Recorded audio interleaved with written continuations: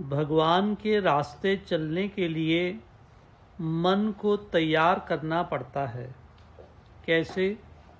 जब तक इस संसार में मन को गलती से कुछ भी सुख और शांति प्रतीत होती है तो इसको समझाकर, संसार की असलियत दिखाकर भगवान के रास्ते में जो सच्चा सुख मिलता है उसको दिखाओ तो वो ठीक हो जाता है।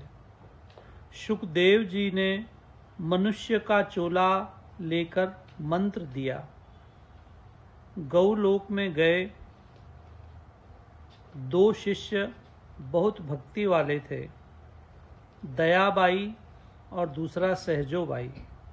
सहजोबाई ने एक कविता में मनुष्य की गति बताई कि बचपना आता है तब क्या गति होती है, और इसी प्रकार उम्र खत्म हो जाती है और वह मर जाता है, फिर गर्भ में जाता है। बहुत ही सुंदर ढंग से उन्होंने कविता में वर्णन किया है। जब वह जीव गर्भ में होता है तब उसकी क्या दशा होती है। श्वास लिया नहीं जाता, सिर नीचे होता है, चारों ओर से बदबू आती है। उस समय वह भगवान से प्रार्थना करता है कि मुझे इस भयानक जगह से निकाल दो, मैं फिर कभी बुरे कर्म नहीं करूँगा। बचपन में भी कुछ समय तक ऐसी हालत होती है कि कुछ तकलीफ हो तो वो किसी को बता नहीं सकता। जब वो बड़ा हो जाता है, पढ़ लिख कर धंधा करता है, कमाने लगता है, शादी हो जाती है, बच्चे हो जाते हैं, कभी दुख कभी सुख चलता रहता है। फिर बुढ़ापा आ जाता है, रात भर खांसता है, तो जिन बच्चों को उसने पाला पोसा था वे उसे दुत्कारते हैं। जब यमदूत सामने आकर खड़े हो जाते हैं तब वो देखता है कि सारी उम्र तो ऐसे ही बिता दी, अध्यात्म में तो चला ही नहीं। झूठे हिसाब किताब तो मुझे छोड़कर ही जाना पड़ेगा। इस अवस्था में वो राम कहना भी चाहता है तो वो बोल नहीं सकता। अरे मूर्ख, पहले ही समझा होता तो ये अवस्था नहीं आती। जो भी प्राणी संसार में हंसता हुआ दिखता है परंतु वह अंदर से रोता है। सतगुरु का सेवक हजारों में पहचाना जाता है, वो बेफिक्र होता है। हमने देखा है जैसे जैसे वे चले हैं वैसे उनका मुख दिखाई देता है। उनके मुख पर एक बेफिक्री होती है। यदि उसके मुख पर कोई चिंता दिखाई देती है तो इसका मतलब है अभी उसने कुछ पाया नहीं है। दुख मनाना महापाप है। जो सतगुरु की वाणी को अपनाता है वो शांत होता है। उसकी शांति बाहरी चीज़ों से नहीं, अंदर से आती है। बाहरी चीज़ों को वो जानता है, साया है, छाया है, शैडो है। शैडो को क्या पकड़ना। संसारी लोग सुबह से शाम तक साया पकड़ने में लगा देते हैं। गुरु महाराज का शिष्य असलियत को पकड़ता है। सच्चित आनंद, सत्यम शिवम सुंदरम।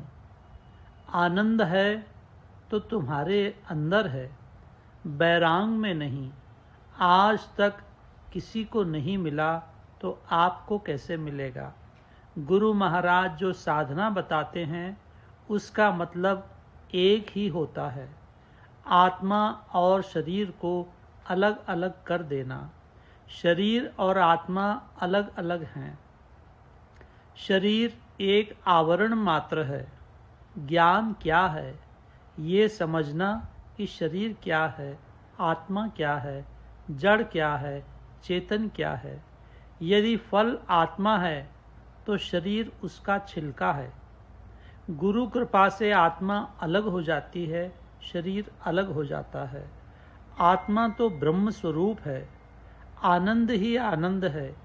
इस खेल को अलग करने के लिए, इस खोल को अलग करने के लिए ही गुरु महाराज के पास जाते हैं।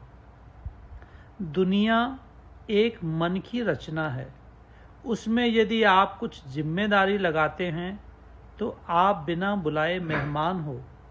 दुनिया जिसने बनाई है वही चलाएगा। जब तक उसके हुक्म पर चलोगे नहीं तब तक वो मिलेगा नहीं। उसकी मर्जी में चलो।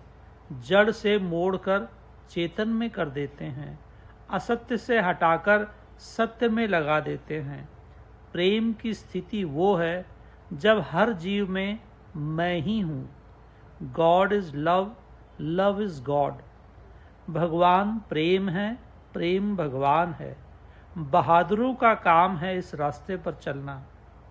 मन को पत्थर की तरह बनाकर दुनिया के खिलौनों को फेंक कर कहे, मुझे मेरी माँ चाहिए। सबको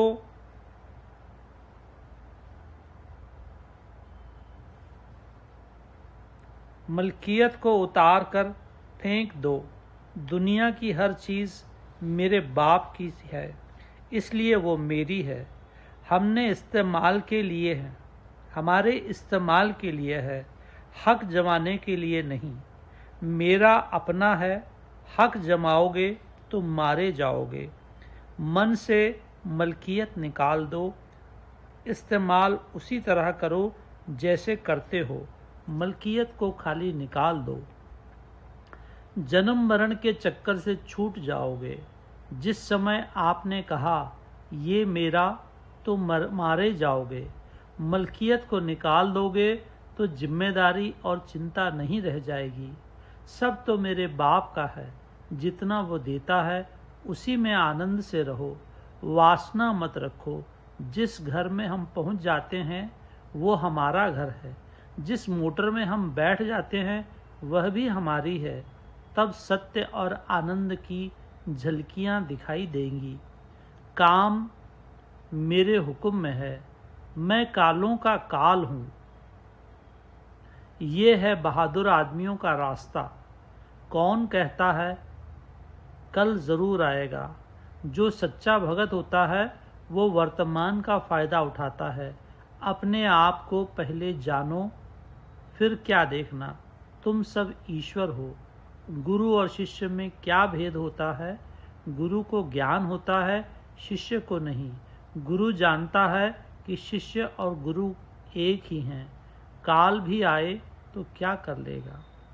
सद्गुरुनाथ महाराज की जय।